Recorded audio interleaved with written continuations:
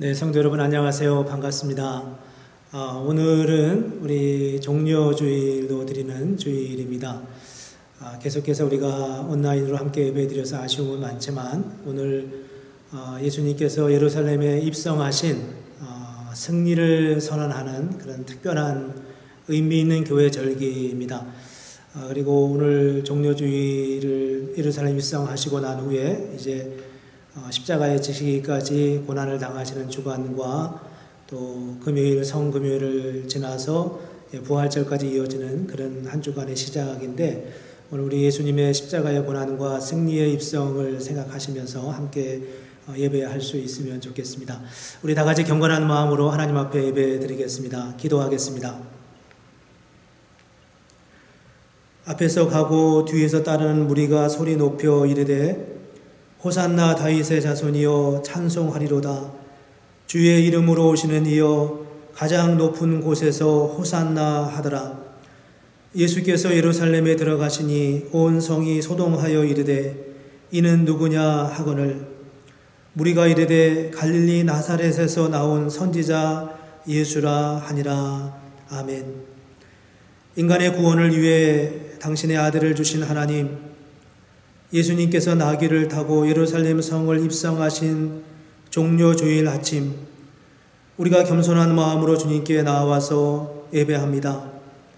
왕의 모습으로 예루살렘 성에 입성하셨지만 그 길은 사실 죽음의 길이었고 임박한 십자가를 향한 길이었습니다.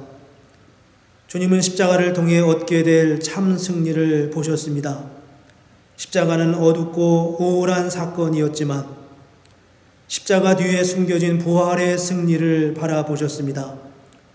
사랑하시는 주님, 오늘 우리도 그런 소망으로 예배하게 하여 주시옵소서. 우리 가운데 암울한 일들이 드리워져 있지만 이러한 일들로 인해 이러한 일들을 넘어서 주실 부활의 영광을 보게 하여 주시옵소서. 종료주일에 예루살렘에 입성하시면서 그 영광을 먼저 선포하시고 하나님께 영광을 돌리셨던 예수님처럼 오늘 우리도 믿음으로 고난의 과정을 넘어 주실 영광과 승리를 기뻐하며 기대하며 찬송하게 하여 주시옵소서. 오늘 이 시간에 이 믿음으로 우리가 주님 앞에 예배하오니 우리 주님 이 예배 가운데 친히 임재하여 주시고 모든 예배자들의 마음속에 하늘의 소망과 영광으로 가득하게 하여 주시옵소서. 예수님의 이름으로 기도합니다. 아멘. 우리 찬송가 9장 함께 찬송하겠습니다.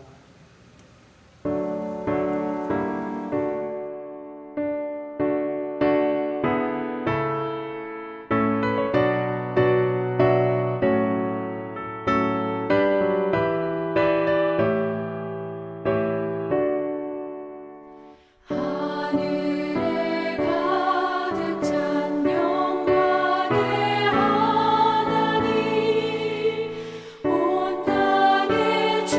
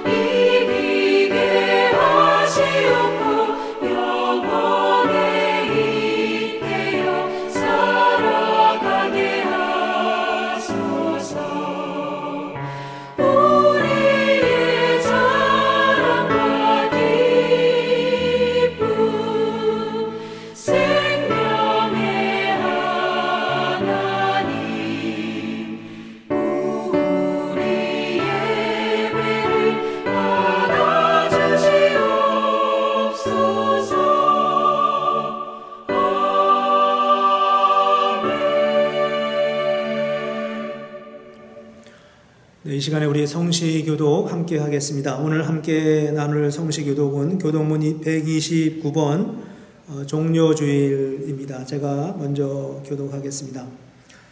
시온에 따라 크게 기뻐할지어다. 예루살렘에 따라 즐거이 부를지어다. 보라, 내가 내 왕이 내게 임하시나니 그는 공의로우시며 구원을 베푸시며 겸손하여서 나귀를 타시나니 나귀의 작은 것 곧 나귀 새끼니라. 내가 에브라임의 병거와 예루살렘의 말을 끊겠고 전쟁하는 팔도 끊으리니 그가 이방 사람에게 화평을 전할 것이요 그의 통치는 바다에서 바다까지 이르고 유브라데 강에서 땅 끝까지 이르리라. 앞에서 가고 뒤에서 따르는 무리가 소리 높여 이르되 호산나 다윗의 자손이여 찬송하리로다. 다 같이 하겠습니다.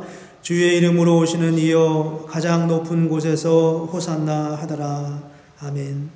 이 시간 우리 같이 고백의 기도를 함께 드리겠습니다. 하나님 아버지, 오늘 이 시간 주님 앞에 종려주일로 예배하며 우리 자신을 돌아봅니다. 부끄러운 우리의 모습을 주님 앞에 내려놓고 하나님의 은혜를 구합니다. 제 모습 이대로, 진실하지 못했던 제 삶의 모습 이대로 하늘로부터 내려주시는 사제의 은총을 구하며 주님 앞에 엎드립니다. 입술로는 주님을 찬양하고 고백하지만 그 입술에 거짓이 있었음을 고백합니다. 하나님을 정말 사랑한다고 고백하고 믿음으로 주 앞에 나아가지만 그 안에 온전한 진실이 다 있지 않았던 많은 순간들을 기억합니다. 우리의 드린 예배와 기도와 말씀과 그 모든 행위 속에서도 온전함을 잃어버리는 순간들이 많았음을 고백합니다. 하나님, 우리의 연약함을 용서하여 주시옵소서. 의식의 껍질을 벗겨주시고 거짓과 위선을 내려놓게 하여 주시며 우리 안에 약하거나 또 악했던 우리의 모습을 용서하여 주시옵소서. 추한 모습을 들추어 내시어 온전한 믿음의 자녀로 살아가게 하시고 진실하신 주님의 성령의 역사를 따라 오늘도 우리를 새롭게 하여 주시옵소서. 이 시간 계속하여서 하나님과 나만이 아는 죄를 주님 앞에 고백하겠습니다.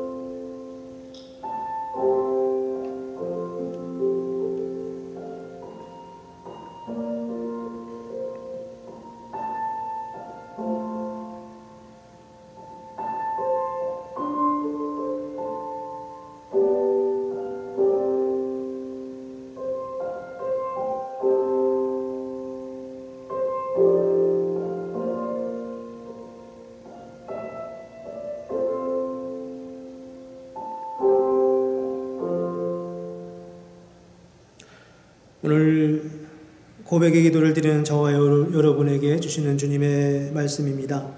하나님은 은혜로우시며 긍휼히 여기시며 더디 노하시며 인자가 풍부하심으로 너희를 버리지 아니하시리라. 느헤미야 9장 17절의 말씀입니다.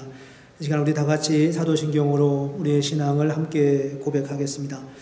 전능하사 천지를 만드신 하나님 아버지를 내가 믿사오며 그 외의 아들 우리 주 예수 그리스도를 믿사오니 이는 성령으로 잉태하사 동정녀 마리아에게 나시고 본디오 빌라도에게 고난을 받으사 십자가에 못 박혀 죽으시고 장사한 지 사흘 만에 죽은 자 가운데서 다시 살아나시며 하늘에 오르사 전능하신 하나님 우편에 앉아 계시다가 저희로서 산 자와 죽은 자를 심판하러 오시리라.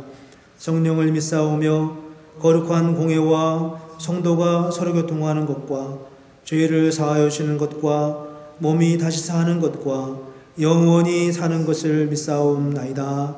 아멘. 찬송가 260장 함께 찬송하겠습니다.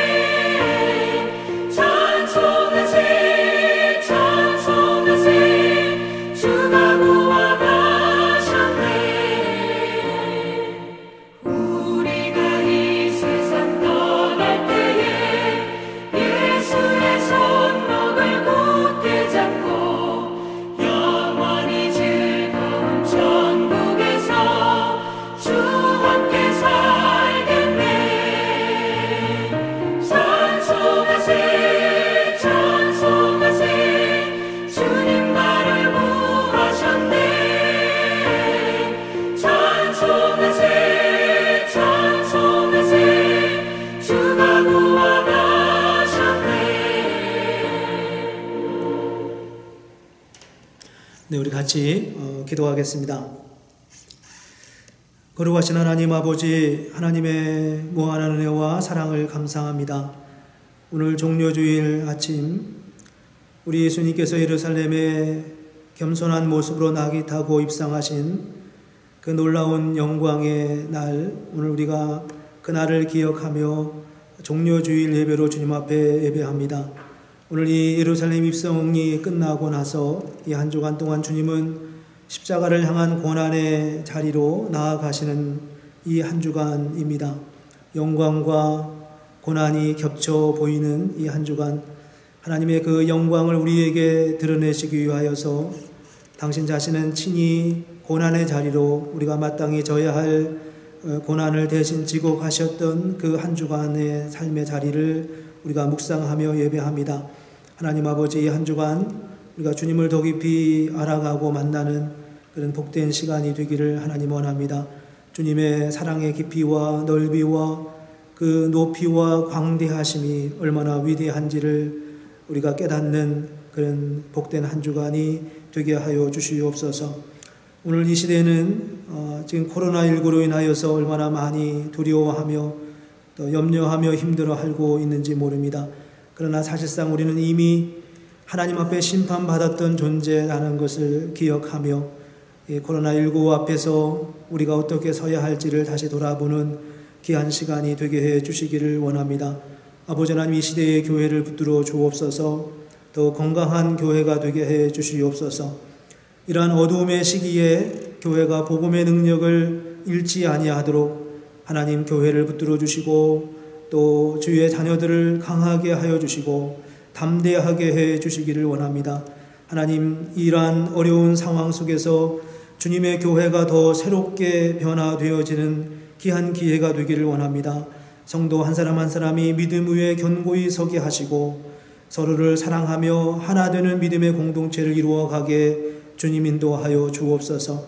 가정이 회복되게 하시고 개인의 신앙이 회복되게 하여 주시고 신앙의 본질을 더 깊이 추구하는 기회가 되게 해 주시며 하나님을 더 깊이 알아가게 하여 주시옵소서.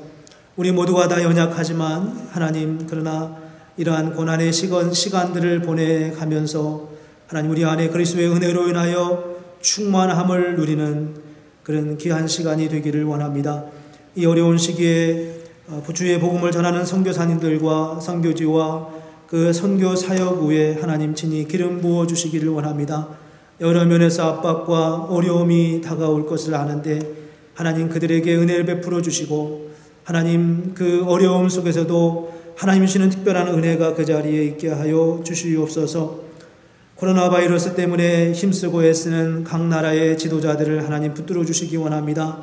그들에게 지혜를 주시고 잘 분별하게 하여 주시고 하나님 이러한 모든 과정들을 통해 하나님의 은혜 안에서 이 코로나 사태가 속히 진정되게 해 주시고 모든 세상이 다 온전하게 원래의 모습으로 돌아가되 하나님 세상의 물리적인 모습만이 아니라 우리의 영적인 부분에서도 하나님을 찾고 하나님의 은혜를 구하는 건강한 교회, 건강한 세상으로 세워져 가게 하여 주시옵소서. 오늘도 우리가 계속하여 예배 드리고 있습니다. 이 예배 가운데 임재하여 주시옵소서. 찬송과 기도 가운데 함께해 주옵소서. 전해지는 말씀을 통하여 은혜 되게 하여 주옵소서. 우리의 가슴이 뜨거워지게 하여 주옵소서. 이 한 주간도 우리가 승리하며 주님과 함께하는 그런 귀한 한 주간이 되게 하여 주시옵소서. 주님의 은혜를 감사합니다. 예수님의 이름으로 기도합니다. 아멘.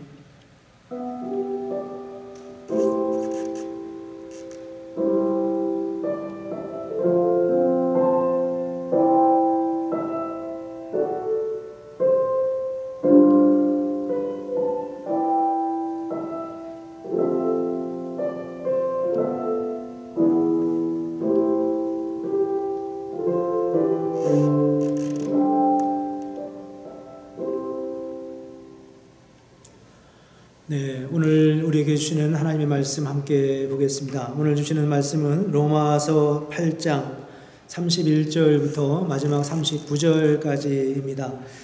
제가 가진 성경은 신약성경 251쪽입니다. 로마서 8장 31절부터 39절까지 우리 함께 한 목소리로 봉독하면 좋겠습니다. 같이 보겠습니다.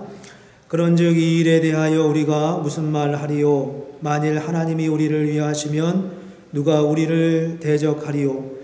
자기 아들을 아끼지 아니하시고 우리 모든 사람을 위하여 내주신 이가 어찌 그 아들과 함께 모든 것을 우리에게 주시지 아니하겠느냐?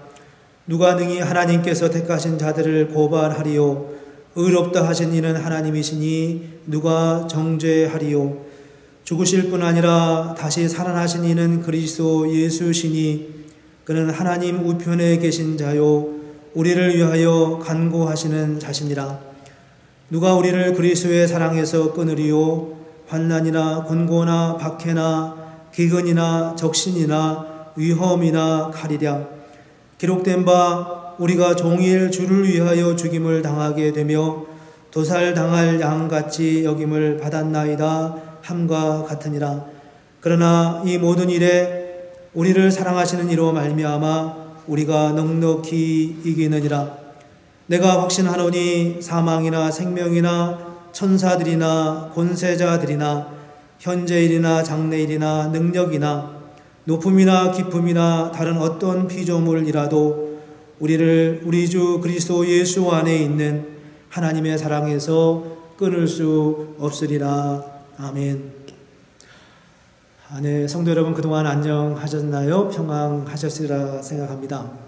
한 주간 동안도 건강하시고 또 코로나 바이러스가 우리 주변에서 둘러진치고 있지만 하나님의 은혜가 저와 여러분 가운데 함께 할 것을 믿습니다.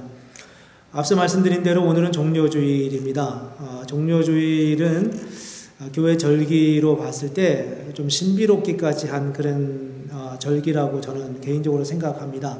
왜냐하면 종려주일은 예수님께서 당신의 왕이심을 선포하는 그런 절기이거든요.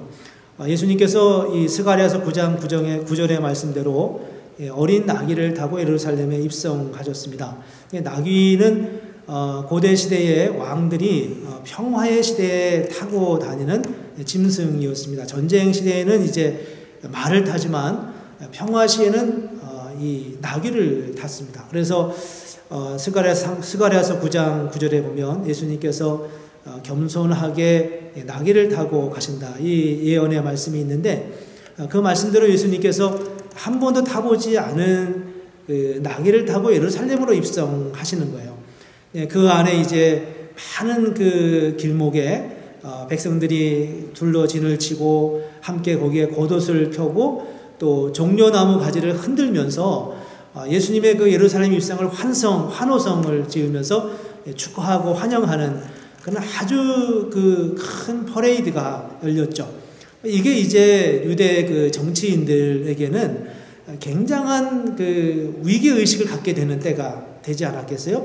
결국 이제 이 예루살렘 입성식, 이 종려주일이라고 하는 예루살렘 입성식이 예수님의 십자가를 지는 사건까지 이어지게 됐는데 오늘 이 종려주일은 바로 예수님께서 세상의 왕으로 그리고 세상의 구원자로 메시아로 하나님 나라에서 이 땅에 오셔서 당신의 나라를 선포하시는 아주 결정적인 그런 날이 바로 이 종려주일입니다. 근데 이제 우리가 여러분이 아시다시피 이제 이 종려주일에 예루살렘에 이렇게 큰 대관식처럼 입성을 하시고 난 다음에 유대인들이 그냥 두면 안 되겠다 이렇게 생각하면서 예수님을 십자가에 못 박는 이런 음모를 시행하게 되죠.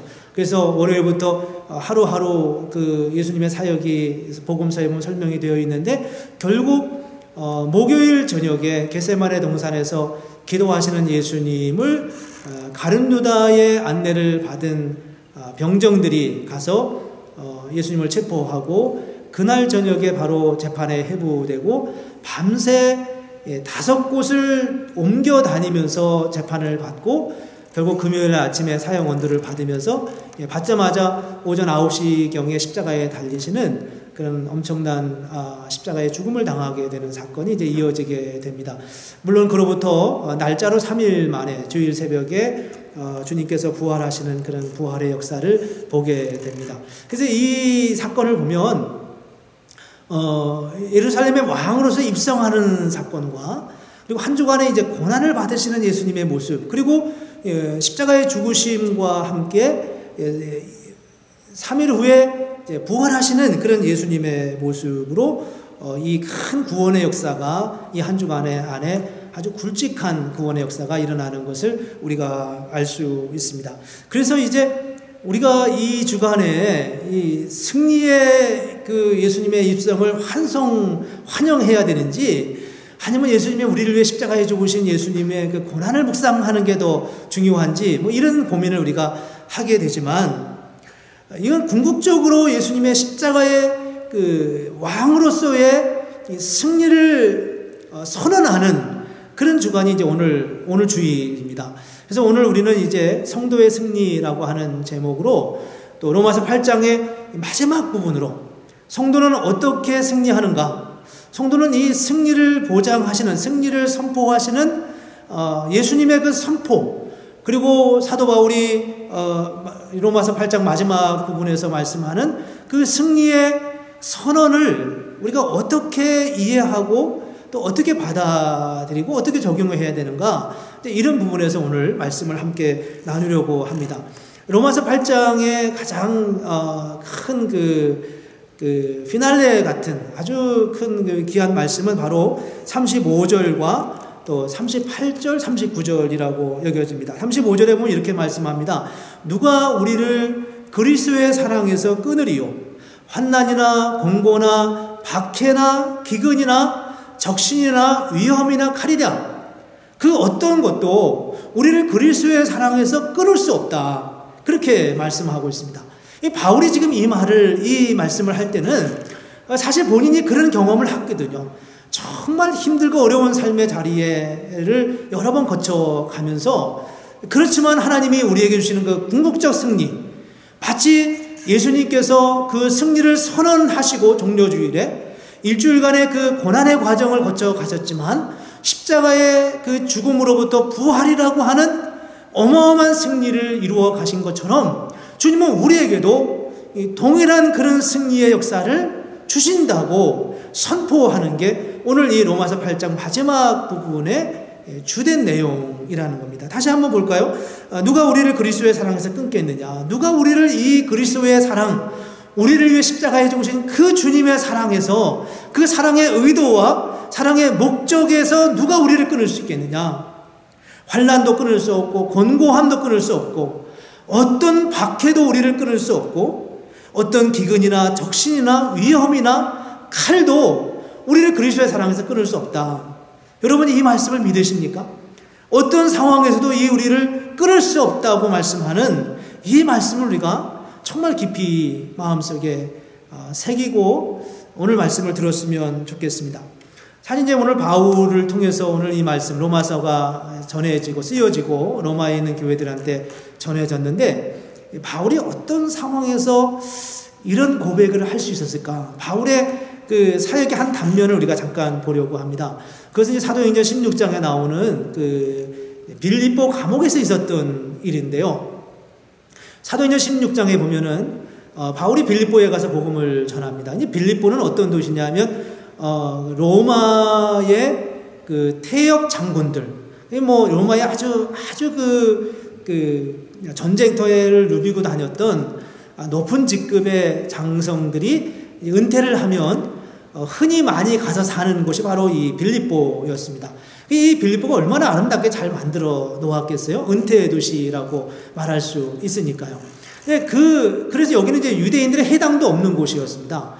그런 곳에서 바울이 복음을 전하는데, 어느 부잣집에서 어느 점치는 그 귀신 들린 한 여인을 데리고서 그 점을 치면서 돈을 벌이를 하는 사람이 있었는데, 이 점치는 귀신 들린 이 여종이 바울이 지나만 가면 그를 향해서 아주 바울을 힘들게 하는 것입니다. 뭐라고 말하냐 하면 이 사람들은 지극히 높으신 하나님의 종이라 구원의 길을 너희에게 전하는 자라. 이러면서 이제 그 바울이 지나갈 때마다 바울에게 이야기를 하는 겁니다. 뭐 바울이 이런 이야기를 듣고서 왜 힘들어 했을까라는 것을 우리가 좀 깊이 생각을 해봐야 되겠지만, 뭐 그런 얘기는 우리가, 그런 말씀은 여기서 다 나눌 것은 아니고요. 어쨌든 바울이 이 일 때문에 힘들어하다, 견디다가 견디지 못해서 그 여종 안에 있는 귀신을 내쫓아왔습니다. 그런데 이 일 때문에 문제가 생겼어요. 이 여종을 통해서 돈벌이를 하던, 점을 치면서 돈벌이를 하던 이 여종의 주인이 이 귀신이 나가버렸으니까 이제 점을 못 치게 되는 거죠.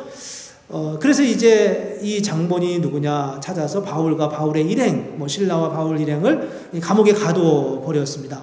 감옥에 가뒀는데, 가기 전에 성경은 사도행전 16장에 보면은 매로 치고, 그리고 옷이 벗겨졌다, 옷이 찢어질 만큼 심한 고문을 받은 거예요. 바울이 그걸 심각하게 이야기하지 않으니까 지나가는 것처럼 얘기하지만, 사실은 성경은 옷을 찢고 매로 쳤다 이런 말씀이 있습니다. 거의 탈진한 상황이 아니었겠어요? 근데 그 탈진한 그런 상황 속에서 바울이 감옥 안에 가 있는데, 감옥 안에 같이 있던 신라와 함께 그 힘든 상황 속에서 하나님을 찬양하고 노래하고 이제 기도하는 겁니다.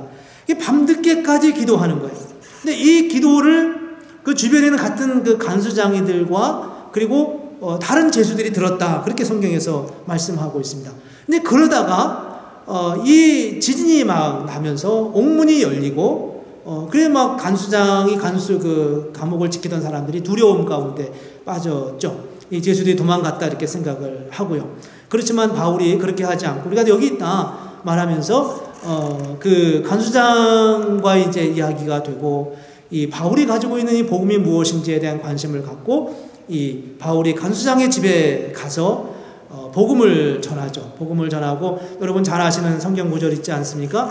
주 예수를 믿으라, 그리하면 너와 내 집이 구원을 얻으리라. 이 말씀이 바로 바울이 이때 그 간수장의 집에 가서 복음을 전하면서 한 말씀이었어요.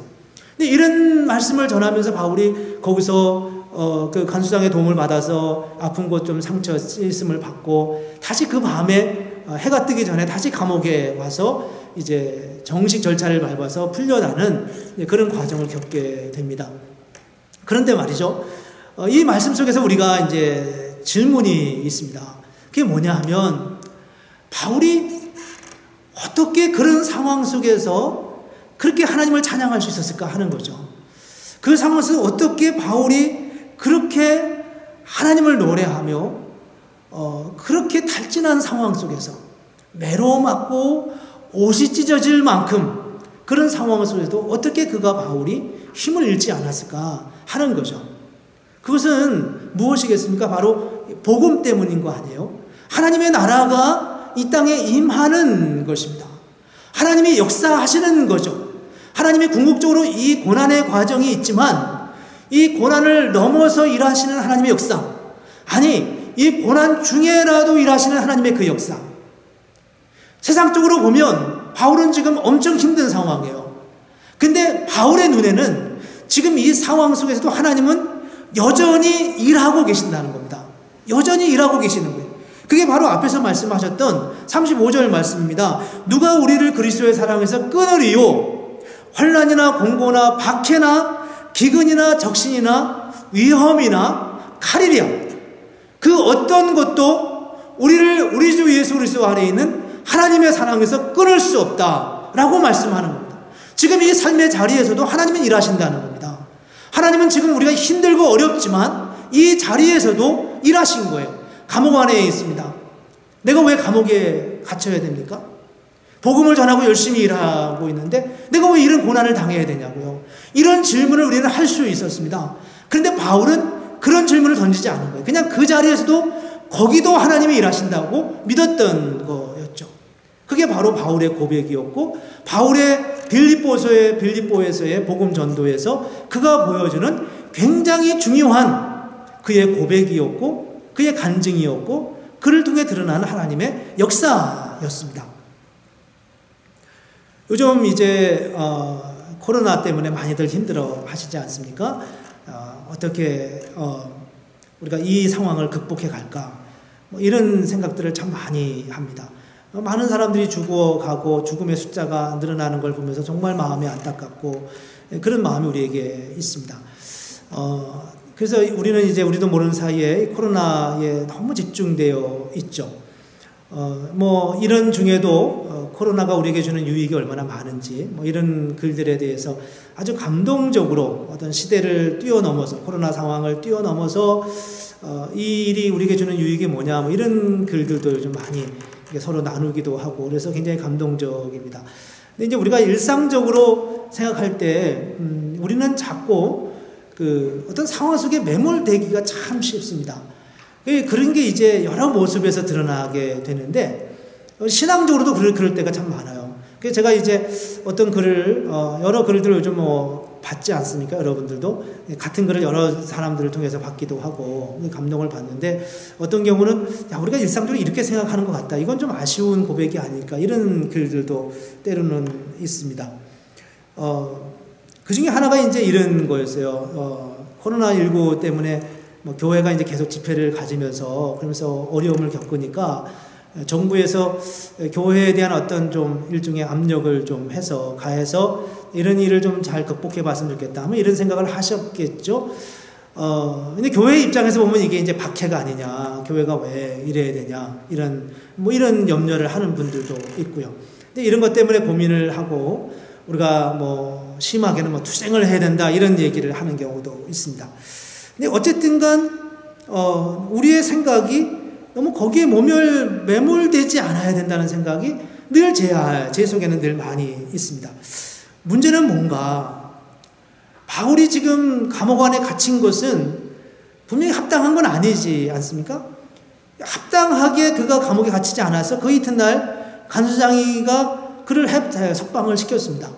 그런데 우리는 그렇게 억울하게 겪을 수 있는 거예요. 억울한 일을 당할 수 있죠. 복음을 전하다 보면. 그렇지만 복음의 능력을 가진 사람은 거기에 초점을 갖추지 않고 하나님이 우리를 통해서 어떤 일을 하시는가에 더 집중해 있다는 겁니다.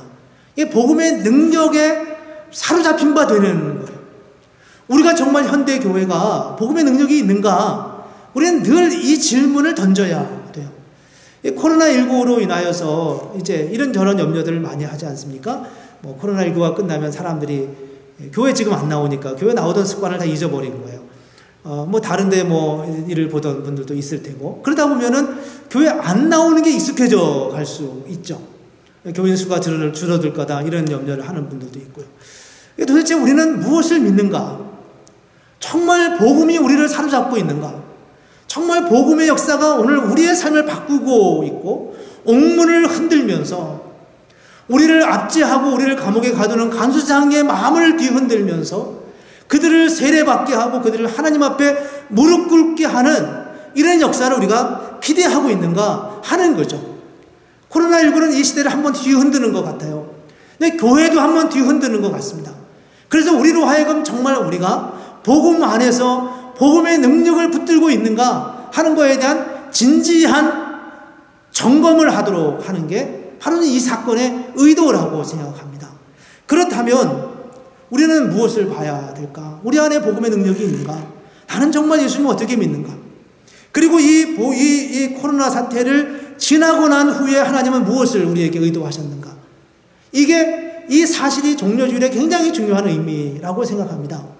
오늘 종려주일이잖아요. 이제 내일부터 이제 예수님 고난의 자리로 한 걸음 한 걸음 더 나아갑니다. 유대인들, 로마 병정들이 예수님을 향해서 그 포위망을 점점 더 좁혀오고 있습니다.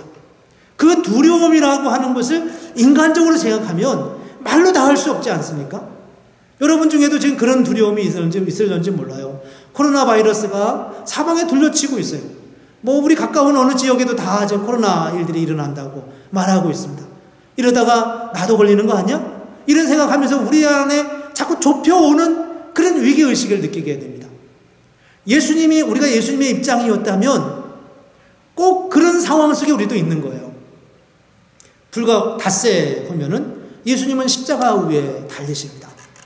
그 긴박한 한 주간의 삶, 그 긴장된 그 모습, 그 상황 속에서 주님은 무엇을 보고 가셨을까요?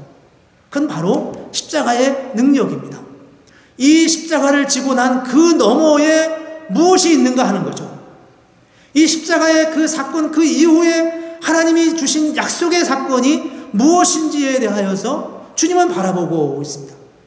그렇다면 오늘 우리는 코로나 바이러스 이 상황을 보면서 우리가 가져야 할 믿음의 고백, 우리가 바라봐야 할 우리의 시선은 바로 어디라고 생각합니까? 그것은 바로 코로나 바이러스가 아니라 코로나 바이러스를 뛰어넘는 그 이후의 사건을 보는 거죠. 그 후에 뭐가 일어날 것 같아요? 굉장히 놀라운 일들이 많을 거라고 생각합니다. 이 코로나 바이러스가 아주 정말 이 시대를 엄청 많이 바꿀 거라고 그렇게들 지금 이야기하는 것 같아요. 우리가 생각할 수 있는 것만도 많이 있죠. 그래서 어떤 분에게 이제 이런 조크 같은 이야기를 들었어요. 보통 우리가 시대를 구분할 때 AD와 BC로 나누지 않습니까? BC는 이제 예수님의 탄생을 기점으로 해서 Before Christ이고, AD는 라틴어로 아노 도미니에서 이제 After Lord 뭐 그런 거죠. After Christ죠. 예수님 출생하신 이후인데, 이제 이 BC와 AD를 지금 다르게 표현한다는 겁니다. BC는 뭐냐 하면 Before Corona가 BC랍니다. AD는 뭐냐? After Disease랍니다. 이 코로나가 이 시대를 이렇게 나눈다는 거예요. 예수님을 통해 나누는 게 아니라 이 코로나로 인하여서 이제 시대는 두 부분으로 나눠질 수 있다. 이렇게 할 만큼 이 BC와 AD로 나누어지는 아주 뚜렷한 차이가 있을 거라고 말하고 있습니다. 제 마음속에 뭐 전에도 말씀 전하면서 그런 말씀들을 몇 번 했지만요. 이 코로나를 통해서 하나님은 우리에게 무엇을 주실까? 코로나로 인하여서 교회는 어떤 일들이 일어날까? 우리는 이 일 후에 어떤 상황들이 우리에게 올까? 이런 생각을 우리는 해야 된다는 겁니다. 그게 바로 십자가를 넘어선 하나님의 역사, 부활의 역사를 바라보시는 주님의 마음, 주님의 시선으로 이 코로나를 보는 우리의 시선이어야 한다는 거죠. 코로나 자체에 집중하면 우리는 견딜 수가 없습니다. 코로나 확진자나 코로나 감염이 예상되거나 또 뭐 그 자가 격리를 하는 분들이 겪게 되는 그 어려움은 코로나 그 감염 자체보다 그거로 인하여 오는 정신적 스트레스와 그로 인한 우울증이 훨씬 더 심각하다는 겁니다. 그건 왜 그러냐 하면 그 자체에 너무 집중해 있기 때문에 그렇다는 거예요. 근데 우리는 이제 그 코로나가 아니라 그걸 뛰어넘는 하나님의 역사를 보는 겁니다.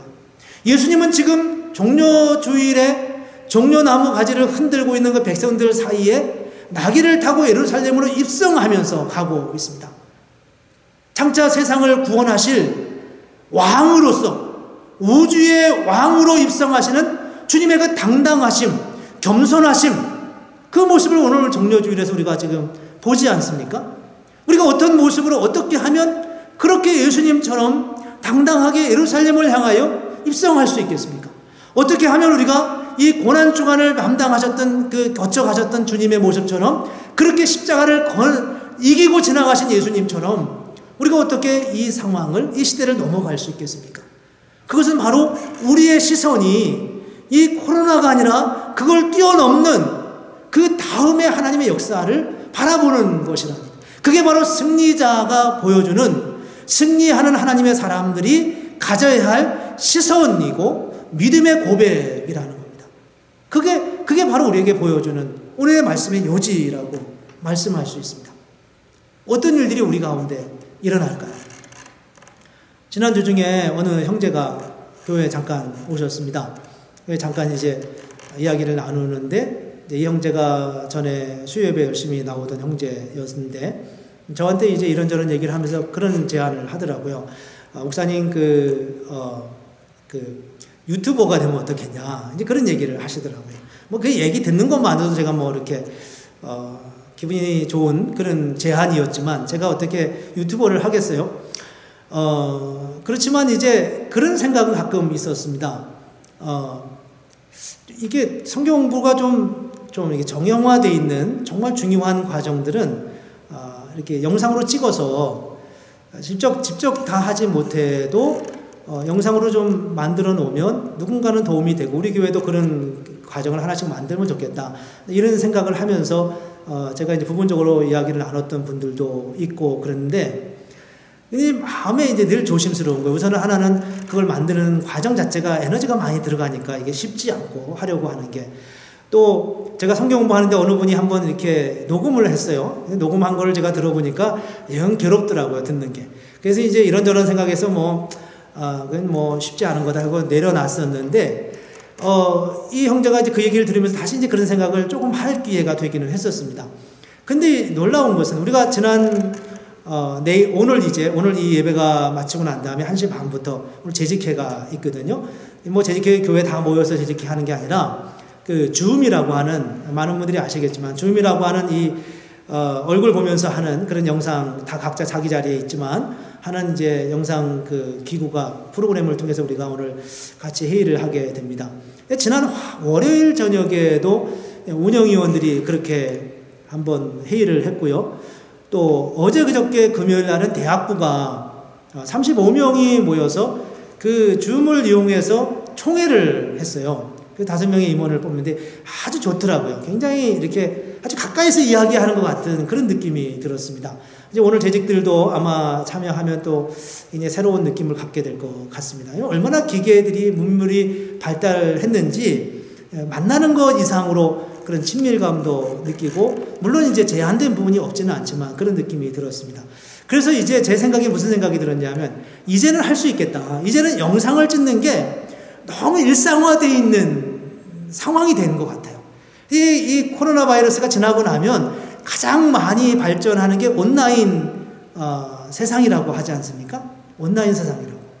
그래서 이제 그런 일들이 정말 우리가 뭐 유튜브가 안 되더라도 영상을 찍어서 그것으로 함께 나누고 영상으로 대화하고 이럴 수 있는 기회가 얼마나 많이 생길는지 모르겠어요. 많은 분들이 이제 이 코로나 바이러스 끝나면 사람들이 교회 안 나오던 습관 돼서 이제 안 나오겠다고 생각하지만, 이제는 영상을 통해서 성도님들의 집으로 방문하게 되는 게 가능할 것 같아요. 설거지 하시다가도 성경 공부 하자면 그냥 그 자리에서 앉아서 하면 되니까요. 근데 이런 상황들이 얼마나 저는 굉장히 기대가 됐습니다. 그래서 제가 마음속에 무슨 생각이 들었냐 하면, 이제 제자 훈련은 이렇게 해야 되겠다. 우리가 지금 모여서 예배드릴 날이 언제든지 지금 기대할 수가 없는데, 예측할 수가 없는데, 지금 중단됐던 제자 훈련을 이걸 빨리 좀 우리가 연습을 해가지고 한번 해야 되지 않을까, 이런 생각이 제 속에 들었습니다. 코로나 바이러스가 끝나면 어떤 일이 일어날까? 우리는 훨씬 더 많은 기회에 더 자주 만날 수 있는 그런 기회가 우리에게 생길 거라고 생각합니다. 그건 분명히 복음에 대한 굉장히 중요한, 어쩌면 굉장히 좋은 길이 열리는 과정이 있는지도 몰라요. 한국 같은 경우는 타 아파트의 문을 닫아가지고 전도할 수가 없잖아요. 근데 이제 영상이 발전되면 우리가 훨씬 더 자유롭게 사람들에게 접근할 수 있는 그런 방법들이 열려질 거라는 겁니다. 또 한 가지는 제가 잠깐 어느 글에서 봤는데, 이제 이 시대가 이렇게 자꾸 사람들 만나는 게 어려워지기 때문에 이제 가정교회가 더 활성화될 수밖에 없는 상황이 된다는 겁니다. 그래서 그쪽으로 교회가 더 많이 기도하면서 준비해야 된다, 그런 말씀을 제가 본 적이 있었어요. 정말 교회가 가야 할 길이 어딘가 라는 부분에 대해서 이 코로나 이후에 주시는 하나님의 역사, 그건 뭐 어쩌면 지금보다 훨씬 더 많은 복음의 문이 열려 있을 수도 있는 상황입니다. 십자가라고 하는 고난을 넘어서서 십자가의 죽음을 훨씬 뛰어넘는 부활의 역사가 있었고, 그 부활의 역사를 지금 종려주일인 바로 이날 주님이 그 부활의 역사를 선포하시며 당신 자신을 만왕의 왕으로, 세상의 구원자로 그렇게 선포하고 지금 나아가시는 것처럼, 오늘 우리가 선포해야 할 선언이 무엇일까? 바로 우리는 하나님의 역사, 하나님의 일하심, 일 이후에 일하실 그 하나님의 역사를 기대하고 바라보는 게 바로 우리의 믿음의 고백이라고 하는 것입니다. 중요한 것은 무엇일까요? 문제는 우리에게 복음이 있느냐 하는 것입니다.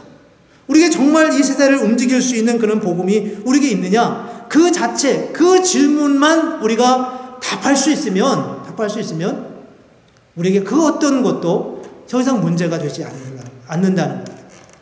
우리 개인적인 삶의 자리에서도 역시 마찬가지라고 생각해요. 우리가 두려움이 있고 뭐 코로나만 그러겠습니까? 직장의 문제도 있고 사업의 문제도 있고 또 개인적으로 가지고 있는 여러 가지 문제들이 우리에게 있습니다. 그런 문제를 우리가 어떻게 극복해야 되나라고 생각하게 되지만 이 일 이후에 이루실 하나님의 역사, 우리의 시선이 그것을 넘어야 된다는 거죠. 요즘 은퇴 문제 때문에 많은 사람들이 고민을 하잖아요. 은퇴 문제, 죽음의 문제. 근데 우리의 시선은 죽음의 문제, 은퇴의 문제가 아니라 그 은퇴와 죽음의 상황을 뛰어넘는 구원의 문제, 부활의 문제에 우리 시선이 가야 된다는 거죠. 거기에 우리 시선이 머물고서 그 머문 그 시선으로 오늘의 문제를 돌아보면 우리는 전혀 다르게 오늘의 문제를 접근할 수 있습니다. 오늘 본문에 있는 35절 말씀을 다시 한번 보시면 좋겠습니다. 누가 우리를 그리스도의 사랑에서 끊으리요? 환난이나 곤고나 박해나 기근이나 적신이나 위험이나 칼이랴 라고 말씀하고 있습니다. 그 어떤 것도 우리를 끊을 수 없습니다. 우리에게 주시는 가장 중요한, 우리가 가져야 할, 우리가 놓쳐서는 안 되는 가장 중요한 사실은 승리에 대한 확신입니다. 부활의 역사에 대한 고백입니다. 승리의 조건은 지금 겪고 있는 환난 이후에 일어날 하나님의 역사를 바라보는 것입니다. 여러분, 우리 주변에 인터넷만 열면 뭐 수없이 쏟아지는 정보가 코로나에 대한 정보입니다. 그것만 묵상해 보십시오. 얼마나 우리가 아프고 힘들겠습니까? 코로나 증상이 어떤 것인가? 마른 기침을 하면 그런다는 거예요. 가슴에 통증을 느끼면 코로나 증상이 있다는 겁니다. 고열이 있으면 코로나 증상이라는 거예요. 근데 우리는 다른 일들도 그런 일들이 있을 수 있지 않겠습니까? 그것만 묵상하면 우리는 거기서 헤어나올 수 없습니다. 이제 우리의 시선을 그 이후에 이루실 하나님의 역사를 돌아보아야 합니다. 우리의 시선이 여기서 거기로 가지 않으면 우리는 늘 세상 사람들과 별반 다를 바 없이 오늘의 고난의 자리에서 일어날 수 없습니다. 그러나 우리의 시선이 이 고난의 과정을 지나서 십자가의 고난을 지나서 부활의 역사까지 일어나는 그 상황을 우리가 돌아보고 거기에 우리의 시선이 머물게 되면 우리가 현재 겪고 있는 것은 아무런 문제가 아닐 거라는 겁니다. 무엇이 우리를 그리스도의 사랑에서 끊겠느냐? 무엇이 우리로 하여금 이 놀라운 감격과 기쁨, 감옥 안에서도 찬송할 수밖에 없는 이 바울과 실라의 그 감격스러운 그 흥분된 마음을 우리가 어떻게 누릴 수 있겠습니까? 그것은 바로 우리의 시선이 지금 어디에 머물러 있느냐에 의한 거라는 겁니다. 저와 여러분은 지금 오늘 누구를 바라보고 있나요? 우리의 시선은 지금 어디에 머물러 있습니까? 어떤 분이 이런 기도문을 저한테 보냈어요. 감사했지만 조금 고쳤으면 좋겠다 이런 생각이 들어서 이런 기도였어요. 여러분도 이렇게 기도하는지 모르겠습니다. 주님, 오늘도 힘듦에 낙심하지 말게 하시고 어려움에 불평하게 하지 말게 하옵시고 고통스러운 현실에 낙담하지 말게 하시며 계속되는 코로나 확산에도 불안해하거나 두려워하지 말게 하여 주옵소서. 우리에게 이런 기도가 필요하죠. 그러나 저는 이 기도를 조금 바꿨으면 좋겠다는 생각이 들었습니다. 고통스러운 현실에 낙심하지 말게 하시고, 아닙니다 하나님, 이 날은 지금은 고통스러운 날이 아니에요. 물론 고통스러울 수 있어요. 그렇지만 이 날을 고통스러운 날이라고만 규정짓지 말자고요. 이 날은 하나님의 나라를 향하여 가는 징검다리입니다. 천국을 가려면 죽음이라고 하는 과정을 거쳐가야 되잖아요. 누구도 죽음이라고 하는 것 자체를 부정하지 않는 것처럼 우리는 마땅히 가야 할 길을 지금 가고 있는 것입니다. 이게 누구로 인하여 온 것이든 누구의 실수로 인하여 이렇게 된 것이든 그걸 논하지 말고 하나님이 이 삶의 자리에서 저와 여러분에게 주시고자 하는 하나님의 은혜가 무엇인지에 대하여 우리의 시선을 모으고 그곳을 바라볼 때만 우리는 여기서 승리할 수 있는 하나님의 자녀가 된다는 것입니다. 그래서 오늘 우리가 이 말씀을 보면서 우리의 생각을 주님께로 모아갔으면 좋겠습니다. 여러분, 올 한 해를 시작하면서 기도하기로 작정하셨으면 그 기도를 계속 이어갔으면 좋겠습니다. 올 한 해는 내가 큐티를 좀 열심히 해야 되겠다 이런 마음을 먹으셨으면 그 일을 계속해 가는 거예요. 그리고 변함없이 주님과의 교제와 주님과의 나눔의 상황을 통해서 하나님을 만나고 하나님을 경험하고 그 과정 속에서 하나님이 이 어려운, 사실은 굉장히 어려운 이 과정을 이기게 하시고 승리케 하실 것을 믿습니다. 오늘 이 말씀을 우리가 함께 보면서 저와 여러분 속에 하나님이 주시는 은혜가 있었으면 좋겠습니다. 그리고 우리의 시선을 뛰어넘었으면 좋겠습니다. 이게 끝나야 평안이 오는 게 아니라 우리는 이미 이 일 후에 일어날 하나님의 역사를 보면서 이미 평안을 누리고 있습니다. 이 어려운 시기를 어떻게 잘 넘어갈까가 아니라 우리는 이미 이 어려운 시기를 뛰어넘어 일하실 하나님의 역사를 바라보면서 그 날을 준비하고 그 날을 기대하는 것입니다. 그게 온라인 세상이 되든 그게 가정예배가 되든 그것이 어떤 모습으로 우리에게 다가오든지 간에 하나님은 저와 여러분을 통해서 이 일 이후에 주실 하나님의 역사, 하나님의 은혜를 분명하게 예비해 놓으시고 함께 하실 것입니다. 그 시선을 잃어버리지 않고 그 믿음을 잃어버리지 않고 우리가 이 시기를 넘어간다면 하나님께서 정말 저와 여러분에게 놀라운 아주 감격스러운 위대한 간증과 은혜로 함께 하실 것을 믿습니다. 이 믿음을 가지고 이번 한 주간도 승리하는 그런 저와 여러분이 되시기를 주님의 이름으로 축복합니다. 우리 함께 잠깐 기도하겠습니다. 거룩하신 하나님, 하나님의 은혜를 감사합니다. 우리가 종료주일을 맞고 이제 한 주간 시작하는 고난주간의 첫날을 우리가 지나가면서 고난당하신 주님을 우리가 생각합니다. 그렇지만 오늘 종료주일에 주님은 예루살렘의 왕으로 입성하시면서 당신이 이 땅의 세상을 구원하실 구원자요 세상의 왕이심을 드러내고 선포하고 있습니다. 그 앞에 십자가에 그 엄청난 짐이 있음에도 불구하고 주님은 그것을 뛰어넘어 일하실 하나님의 역사를 기대하며 나아갑니다. 하나님 아버지, 오늘 우리도 그러한 시선을 가지고 그러한 믿음을 가지고 그러한 믿음의 고백을 가지고 오늘 우리가 겪고 있는 이 상황, 이 어려운 어둠의 시기를 이기고 승리하는 주님의 자녀로 살아갈 수 있도록 주님 인도하여 주시옵소서. 낙심하지 않게 하옵소서. 절망하지 않게 하옵소서. 이 일을 통해 이루실 하나님의 역사를 꿈꾸며 설레임과 믿음의 고백으로 바울과 실라가 감옥 안에서 찬송하는 것처럼 우리도 그렇게 찬송하며 기도하며 말씀을 붙들고 나아가는 하나님의 자녀들이 되게 하여 주시옵소서. 예수님의 이름으로 기도합니다. 아멘. 네, 감사합니다. 이제 교회 광고 알려드리겠습니다. 여러분 아시다시피 오늘은 종료주일이고요.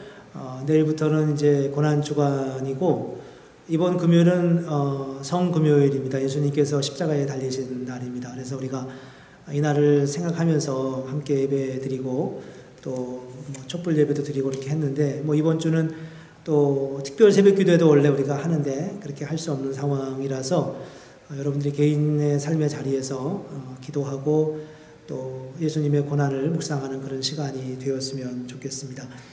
모쪼록 계속되는 이 온라인 예배 가운데 하나님의 은혜가 함께 하도록 서로 격려하고 또 함께 기도하는 그런 시간이 되기를 원합니다. 대학부 총회가 앞서 설교 중에 말씀드린 것처럼 어제 그저께 금요일날 저녁에 있었습니다. 임원 5명이 선거됐는데 회장, 제가 간단하게 이름을 알려드리겠습니다. 회장 이하랑, 부회장 오예은, 총무 박규리, 서기 이예희, 회계 강서현, 이렇게 5명이 이제 올 여름부터 내년 봄까지 그 임원으로 섬기게 되었습니다. 위에서 기도해 주시면 좋겠고요. 오늘 또 예배 끝나고 1시 반에 청년부 총회가 있습니다. 우리 청년부에도 또 좋은 임원들, 잘 준비된 임원들 세워져서 지난 가을과 올 봄에도 참 열심히 사역했는데 청년부가 더 잘 자라갈 수 있도록 기도해 주시면 좋겠습니다. 재직회가 1시 반에 있습니다. 우리 재직되시는 분들 예배 마치고 점심 식사 하신 다음에 안내 또 드리겠지만 조금 일찍 인터넷 안에 들어오셔서 함께 준비하시고 또 만남의 기회가 되면 좋겠습니다.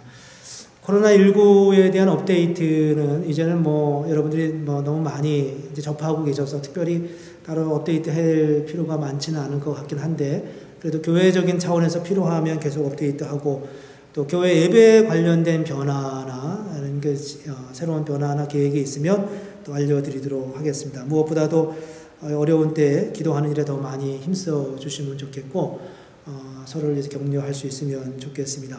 헌금에 대한 안내는 이제 계속해서 드려서 더 드리지 않아도 여러분 잘 아실 것 같습니다. 많은 분들이 여러 가지 방법으로 헌금에 참여해 주셔서 감사하고, 하나님 앞에 드리는 헌금으로서 또 교회 재정적으로도 사실 운영위원회에서 염려를 안 하진 않았는데, 하나님께서 이러저러한 모양으로 오늘까지 함께 해주셔서 채워주셔서 감사드립니다. 인터넷 확인하셔서 여러분 참여하실 수 있고요. 다음 주 부활주일인데 부활주일 헌금도 같은 방법으로 참여할 수 있겠습니다. 네, 그러면 이제 이 시간 우리 같이 주님 앞에 예물 드리는 시간 갖겠습니다. 찬송가 358장 함께 찬송하면서 예물 주님 앞에 드리겠습니다.